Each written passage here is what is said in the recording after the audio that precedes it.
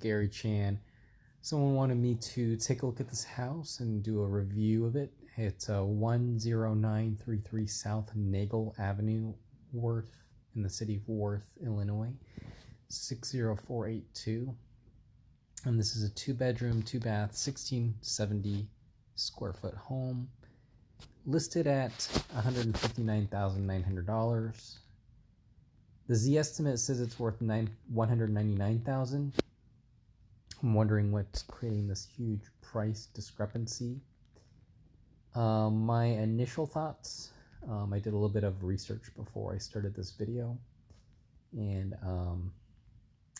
what I can say is I believe I'm just imagining what may be causing this is that there's not a whole lot of home values to create this valuation accurately, and the realtor may be having more data in front of them to price it with their seller so that they can make sure that they can get this home sold in an accurate amount of time.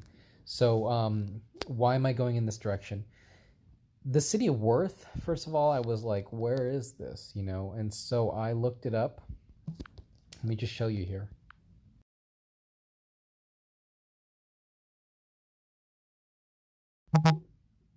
Okay, so that's not working. So let's just do a manual search, and we're going to do Worth, Illinois, Wikipedia, okay? And I want to do a little bit of research on this city and find out, you know, what it is, where. The first thing I'll tell you, because I've already looked this up, is the population is 10,789, right?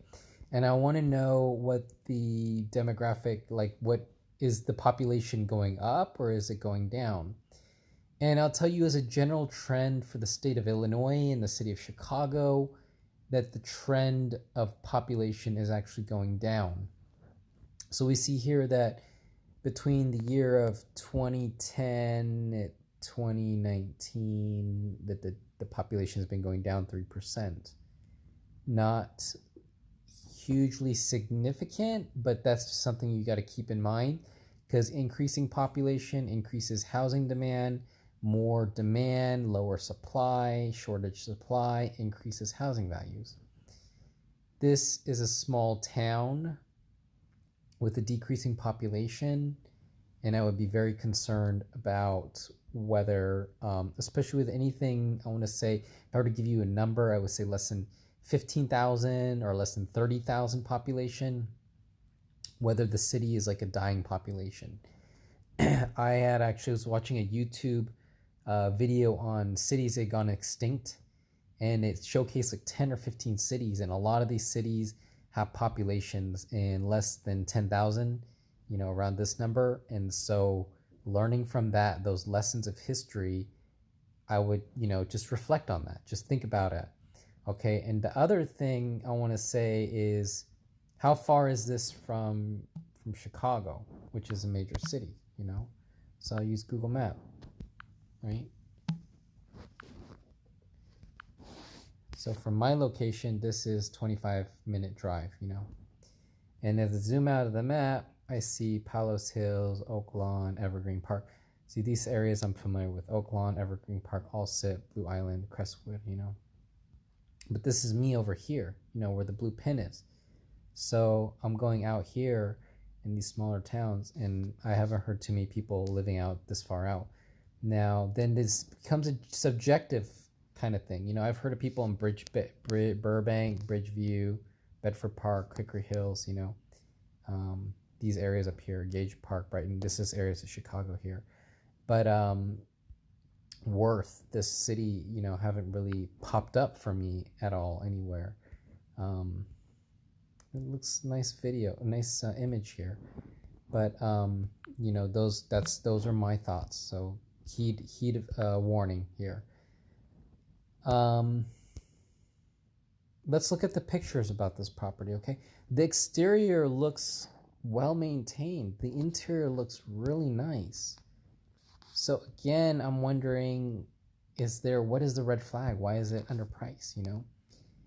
And the other thing that's coming through my mind is Is this a rehab property? Did they fix this up for resale? And what I'll tell you is I already looked at the history there. It doesn't look like anyone picked it up to resell it per se. But this is a Cape Cod. They describe it as Cape Cod style. And if there was, I've seen a lot of homes. Let me tell you, I've seen thousands and thousands of houses, seen hundreds and hundreds and hundreds of houses in person. And I will tell you, very rarely are there someone going to use these color green and light green here. Okay. They're not popular colors right now. What's popular is black, gray, and white. Maybe some blues, gray blues. These brown, light brown colors, they're popular. Okay. But this green color, maybe if you're in the Mediterranean. I look at international real estate too, okay? International real estate, there's some places they have like these row houses.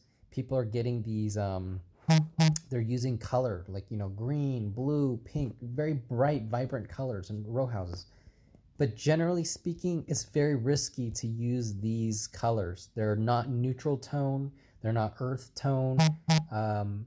The earth tone and the neutral, those are the popular ones. And black, gray, white right now, I'm telling you the trends now. And then I also notice that this light bulb here, they didn't, on the ceiling fan, this is getting picky, but look at the ceiling fan. They've got those spiral shaped fluorescent bulbs in there. And then look at the doorknob in this picture on the right side. They didn't replace the doorknob, okay? Why am I bringing that? Here, look at this picture on the left, the door. They left the Mickey Mouse sticker on there. I mean, why am I being so picky?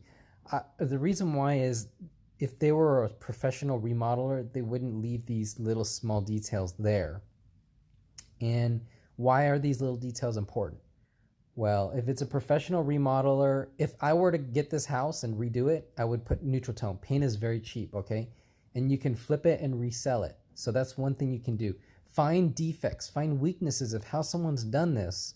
And if you can do it and resell it, you can make money. What's your upside on this property? Think about that, The staircase, using this blue-gray tone on the staircase and pink-white, I don't know. I mean, it does not appeal to the broad masses. And you need to appeal to broad mass, the greatest number of people to get the highest price on the resale. This curtain as well, and again, I'm getting picky and this is subjective. This curtain, for some reason, it just doesn't match the aesthetic quality of this room. I don't know. I think it's the patterning. And in person, it could look fine, but it's just the way it showcases, And this is just a lesson to learn, okay? This is all I'm bringing this stuff up. It's just a lesson to learn. And why? Because I wouldn't buy this house, okay? Population 10,000, I wouldn't buy this house because this population is small. But this is all, at the end of the day, up to you. When you're shopping for houses, what is going to fit your needs? If you're okay living in a small town, if you're okay holding on a property, reselling it 3 to 6 months, if you think you like the smaller hometown feel, that's all the power to you, Any other comments I may have about this property? I would paint this door, okay, the one on the left to this closet. If I were me and I was remodeling, I would consider repainting it. Why? Just because this looks like a 1980s, 70s door, unpainted, okay? And it will just give it a little more pop, okay? Paint, again, is the cheapest remodel. Now, I noticed, look, they put canned lights on the ceiling. That means they spend a lot of money remodeling. They put granite countertops. These cabinets look like these look like shaker cabinets. They're not like repainted. They look like they spent a couple thousands of dollars on these cabinets. This is good stuff in your building here, Old washer dryer, whatever. But okay. And these floor, they're cheap laminate floor. I just want to let you know. I mean, whether good or bad, I'm just letting you know what you're getting in this property. I'm getting a lot of pop-ups on my phone here. I apologize. Okay. Moving on here. what else do I want to tell you about this property? This year, 1952, I think 1950s are great houses to buy. If I were to buy them and have to rehab them or fix them up, 1950s or newer. I've dealt with homes that are 1920s. My God, they require a lot of work. I think once you get to this 1950s, they've done something with these houses in terms of making them easier to fix and remodel and stuff like that. And if they got a basement in it, so easy to get in there and work on the plumbing. Those houses, 1920s, my God, the walls don't even have insulation sometimes. 1950s, they might have galvanized pipe that now at this point it's 70 years. You might have to cut some of that pipe out. You could put PEX piping. That stuff's real cheap, quick, easy to do. Okay, so plumbers cost 120, 170 an hour. If it's something you can get your hands dirty and do it, you can put so much value into these homes if you get them real cheap. Tax amount, $4,000. That is a pretty penny. Okay, if your tax is like 1.5%, maybe $1,800, $2,000 a year here on this one, maybe. You don't have to pay HOA on this one because you get the house and there's no homeowners association. So you win on that part of it. Again, I'm trying to say, hey, like what's causing this huge drop in the price compared to the market here? What can I justify it with? Is it due to higher property taxes? Maybe. But the only thing that just sticks out as a sore thumb to me is because I've been to a lot of cities around Chicagoland. I haven't heard of this city, number one. Number two, population. Population is small, and can you flip these homes? Can you turn this home either as a rental, as a resale? Those are two big things. You're going to be stuck with the house here.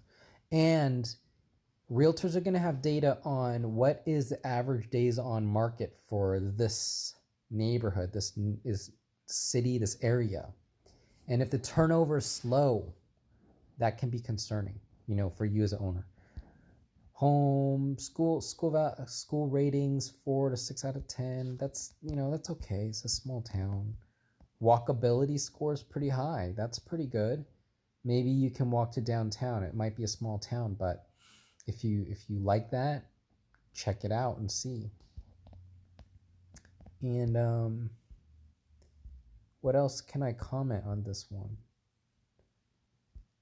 Those are my thoughts. The key thing I really want to talk about in this video is really that population and city size and proximity to larger places.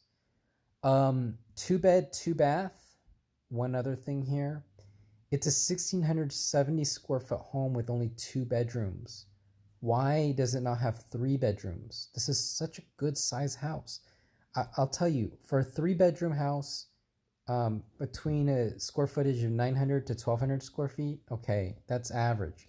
But now you have a house 1,600 square feet with 2 bedrooms. Why? Why does it not have 3 or even 4 bedrooms?